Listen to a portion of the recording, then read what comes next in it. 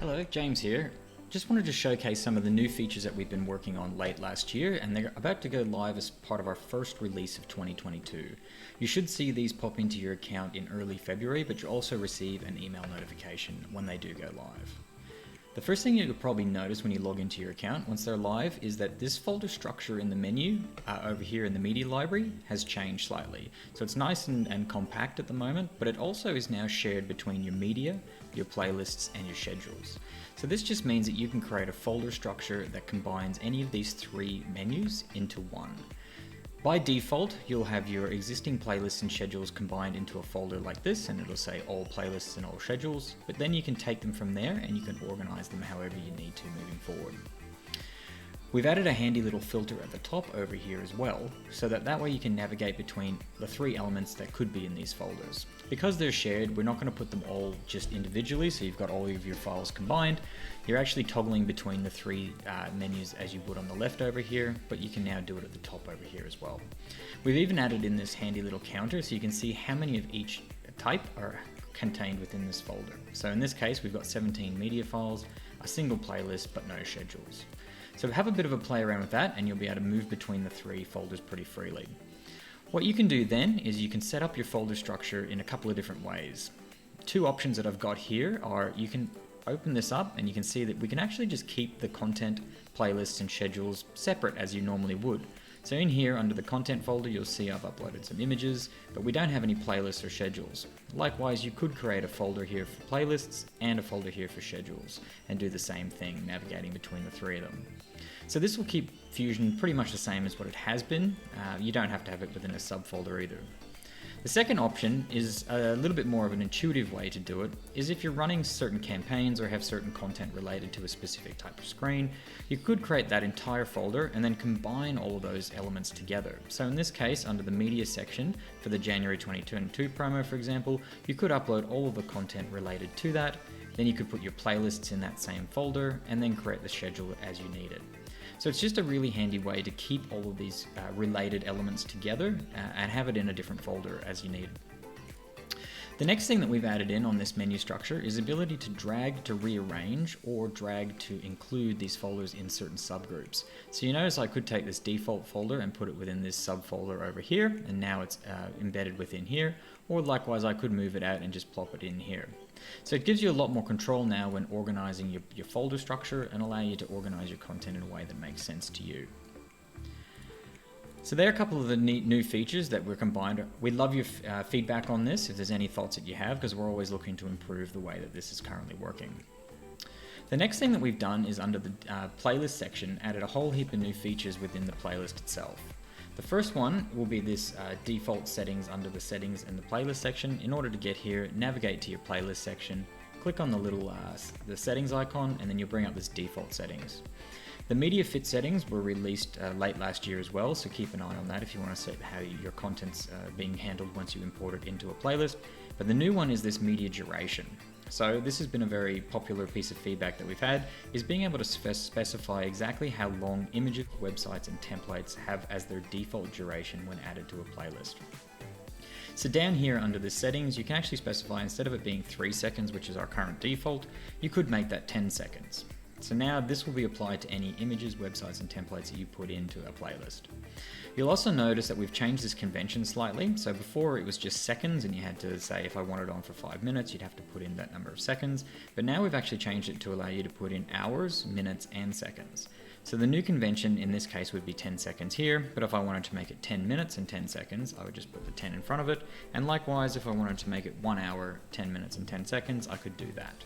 Obviously, putting an hour piece of content up for an hour is probably not the best, but in some situations you may want to have a template up there or a website in that case.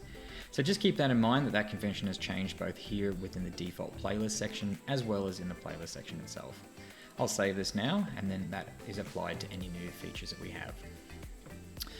So next I'll show you some of the features directly within the playlist section. I'll open up this playlist that I've created previously. The first one is that this resolution column has been added into the playlist. So one of the biggest support calls that we get is around content not displaying correctly on the screen, or maybe the screen isn't playing the content very well and they don't know why.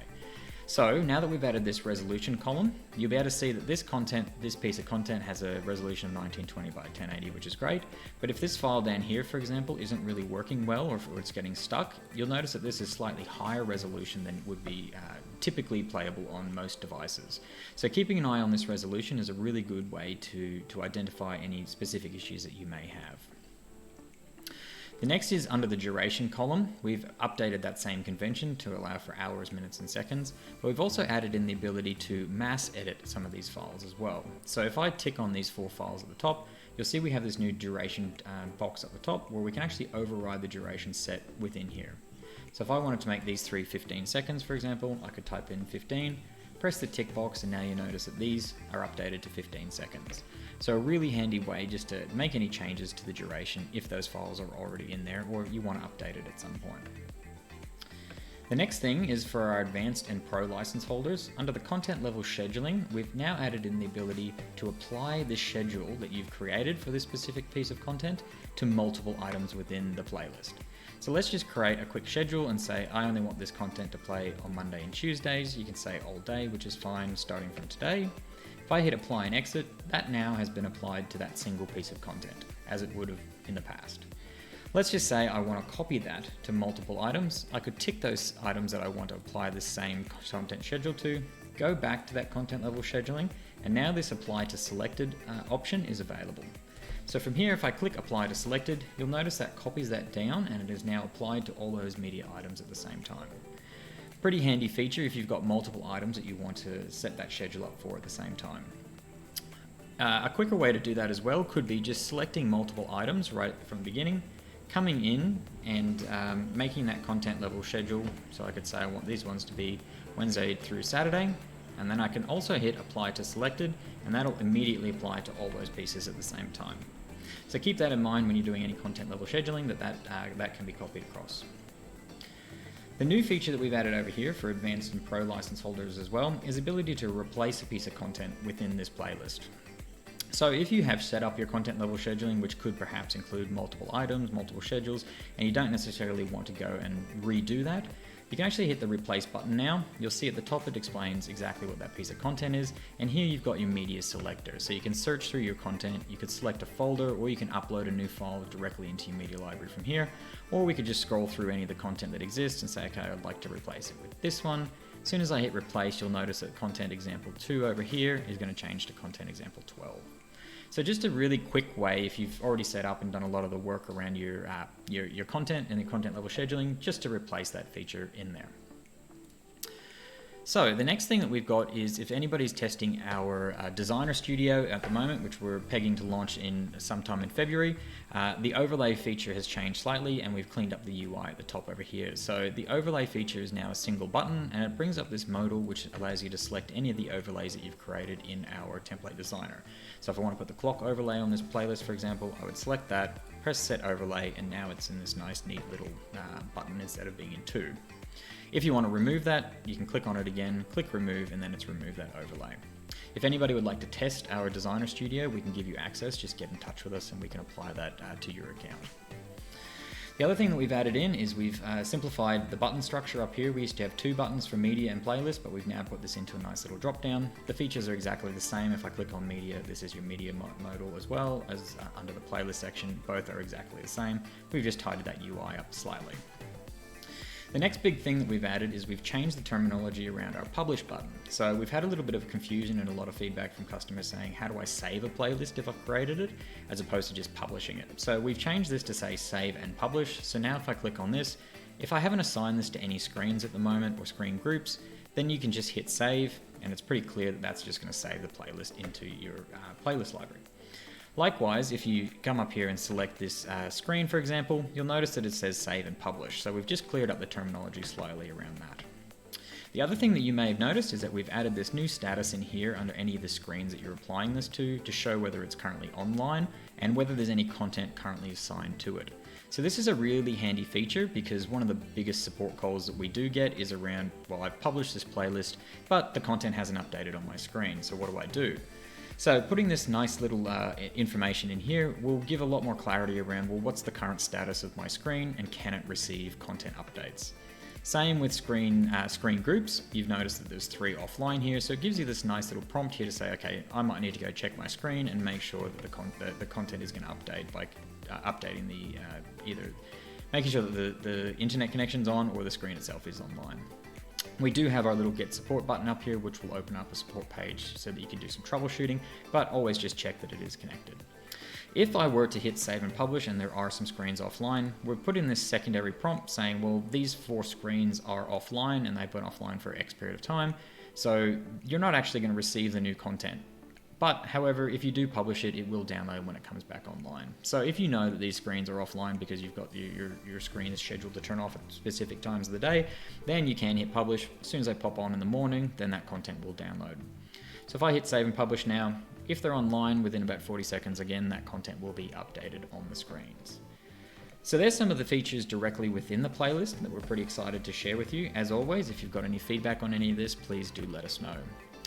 Under the schedule section as well, you'll notice that we do have that same update if I go in here, we've got the same save and publish, save, as well as overriding that content in here. The final section that I wanted to show you is under the screen section. We've added in 2 new features. Under the add screen button, we now have a toggle here to show all of the available licenses on your account. So this is just showing you if you can add a screen to it. Before, this just used to say identity code, which is a little bit confusing, mostly for resellers and integrators. However, if you are doing your own screen management, this will become quite handy. The big thing to note as well, that if you do want to free up a license for whatever reason, you just need to delete the screen from your account, and then that will free up that license. So if I go over to my screen groups, for example, delete this screen, confirm, please note that that will remove it directly from your account, and then I hit add screen, you'll notice I've got 1 free license now available. So just keep that in mind. The next thing that we've added in is under the expiry section. We've added this column here for expiry and remaining. So one of the biggest issues that we're currently having is that customers don't really know when their license are due to expire or if they're going to expire at all. So putting this column in will now make it very clear that this is how long you have left on your license. As this comes down, the remaining term will reduce, and you will get email notifications about renewing when the time is appropriate. If you do have any other feature requests, feel free to click on your name down the bottom over here and click on the feedback button. We'd love to hear from you as to any of the issues that you may be having, or just anything good that you like about the platform, so we know that we're doing a good job. Please just fill this out, or just shoot us an email or get in touch with our chatbot on our main website. This has been James, and we are very excited to release these new features and functionalities, and hope that you will enjoy them as much as we did. Thanks.